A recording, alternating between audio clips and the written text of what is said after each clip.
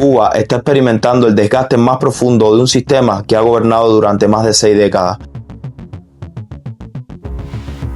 Yo soy cubano y lo que te voy a decir hoy no lo aprendí de un libro ni viendo los noticieros extranjeros. Yo lo viví. Esto viene de adentro, de lo que se vive, de lo que se escucha y de lo que se calla por miedo a la represión. Cuando un sistema político pierde legitimidad, cuando pierde capacidad de respuesta y cuando pierde apoyo interno, empieza una etapa peligrosa, no necesariamente rápida, pero sí irreversible. Hoy vamos a analizar con datos, con historia y con realidad, porque muchos expertos consideran que el modelo político cubano atraviesa su momento más frágil en décadas. Hola a todos, siéntanse cómodos y bienvenidos a Honor Bélico. Durante años, el sistema sobrevivió apoyado en 3 pilares. 1. El control absoluto de la información. 2. El miedo como mecanismo disciplinario. Y 3. El apoyo económico externo. Cuba siempre ha sido un parásito de países extranjeros. Primero la Unión Soviética, luego Venezuela y más adelante México. Hoy, esos 3 pilares se han debilitado. Internet rompió el monopolio informativo. Las redes sociales rompieron el aislamiento y la inmigración masiva debilitó la estructura productiva. Y el apoyo extranjero ya no es el mismo que fue en años soviéticos ni en etapas de subsidios venezolanos. Cuando una población deja de creer en el discurso oficial, no grita necesariamente, pero lo demuestra emigrando, lo demuestra desconectándose, lo demuestra sobreviviendo por cuenta propia. Y eso es una forma silenciosa de ruptura. El régimen cubano se categoriza por detenciones arbitrarias y represión. Diversas organizaciones independientes reportan más de 1000 personas categorizadas como presos políticos en la isla tras la protesta del 11 de julio de 2021. Entre ellos, Michael Osorbo Castillo, Luis Manuel Otero Alcántara, jóvenes detenidos por transmisiones en vivo criticando la situación económica y menores procesados por manifestarse. No estamos hablando de enfrentamientos armados, estamos hablando de ciudadanos expresándose. Cuando un Estado necesita encarcelar artistas, músicos, entusiastas y madres, no está mostrando fortaleza, está mostrando inseguridad. La represión no es solo una patrulla, no es solo un arresto. La represión es un sistema completo, es vigilancia, es intimidación, es citarte para conversar y dejarte claro que te pueden arruinar la vida. Es presionar en tu trabajo, es presionar en tu familia, es sembrar miedo para que tú mismo te autocensures. Las cámaras, agentes, citaciones y gente filmando con celulares. Y cuando eso no basta, vienen las detenciones. Hay muchas personas con restricciones, arrestos domiciliarios y procesos abiertos.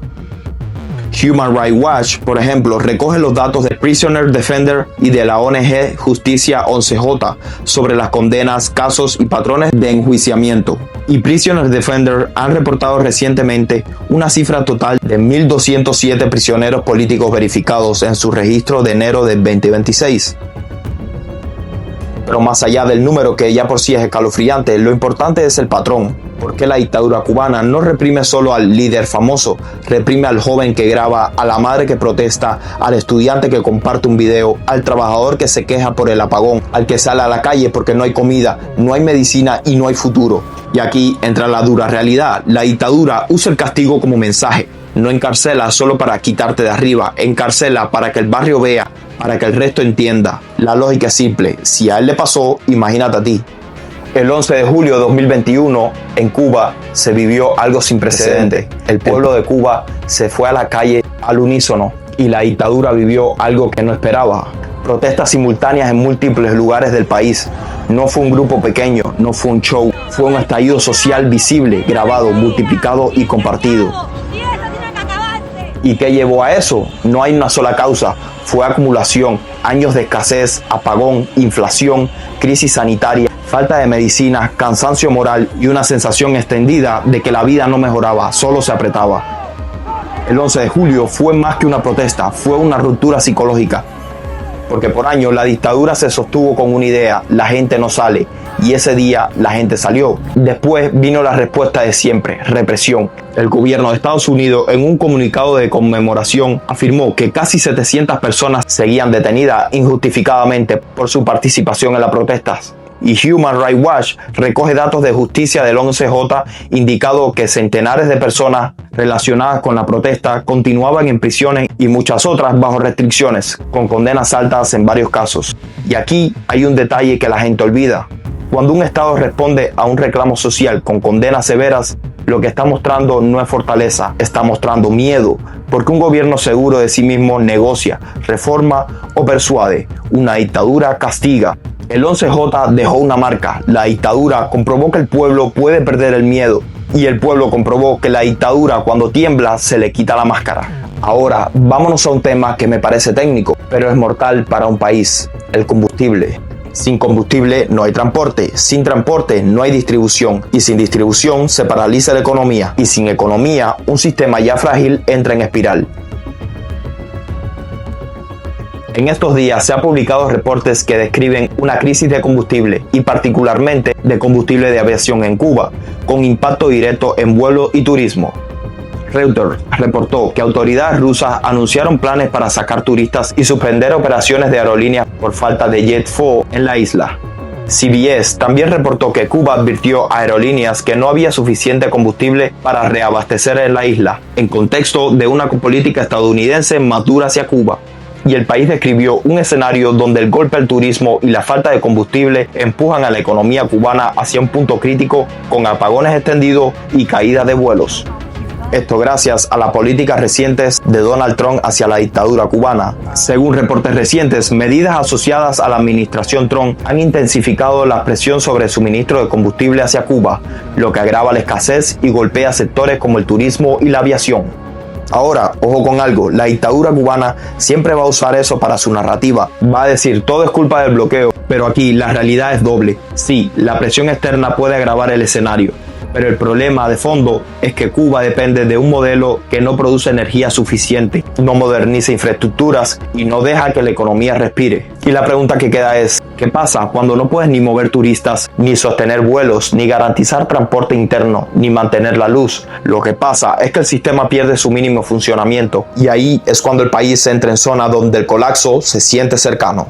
¿Y la dictadura cubana tiene fuerzas armadas? Sí, pero son unos completos incompetentes comparados con las fuerzas extranjeras estadounidenses. Tienen uniforme, tienen estructura, tienen mando, sí, pero si pones en términos de guerra moderna y lo comparas con el poder militar de Estados Unidos, es como ver a los picapiedras intentando competir en una autopista llena de Fórmula 1. No es una burla al soldado cubano, es una descripción de tecnología, logística y doctrina. Estados Unidos tiene superioridad aérea de quinta generación, vigilancia satelital, guerra electrónica avanzada, redes integradas de mando y control, logística global, inteligencia en tiempo real, drones, sensores, plataformas navales de proyección y una capacidad industrial y tecnológica que Cuba ni soñando tiene. Mientras tanto, Cuba conserva en gran medida materiales antiguos, muchas veces de origen soviético, con limitaciones por mantenimiento, repuestos y modernización. Y aquí viene el punto clave: la dictadura cubana no está diseñada para ganar una guerra moderna contra potencias, está diseñada para otra cosa, para control interno. Cuando una dictadura interviene más en vigilancia, en política policial, en control de las calles y en represión que en modernización real en defensa, te está diciendo, sin decirlo, mi enemigo principal no está afuera, está adentro. Y en este punto mucha gente se equivoca, porque las dictaduras casi nunca caen por un solo golpe, casi nunca caen por un día y casi nunca caen por una frase, caen por desgaste, caen cuando pierden legitimidad, pierden capacidad económica, pierden control emocional sobre la población, pierden aliados y se ve obligada a gobernar solo con castigo.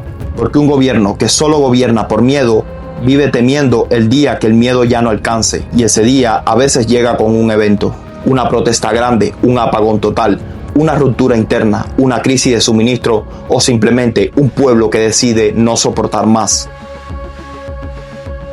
El 11J fue un aviso, no necesariamente el final, pero sí un aviso de que la dictadura cubana ya no tiene el control total de la historia.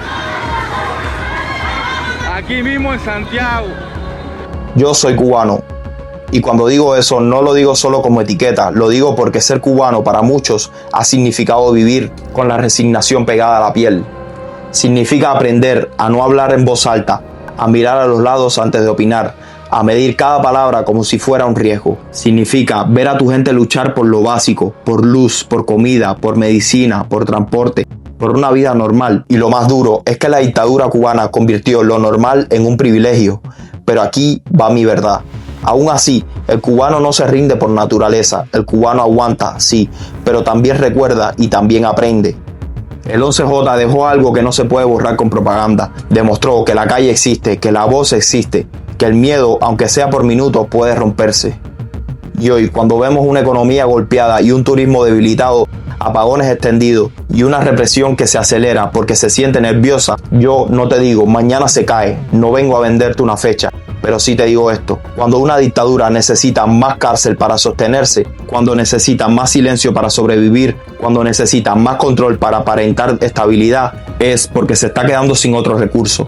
Cuba merece ser un país donde la opinión no sea un delito, donde protestar no sea una condena, donde hablar no sea una amenaza. Y yo como cubano lo digo de corazón: viva Cuba libre, porque ningún sistema basado en miedo es eterno y ningún pueblo se queda de rodillas para siempre. Si te gustó el video, dale like, suscríbete y activa la campanita. Esto fue Norbélico. Nos vemos.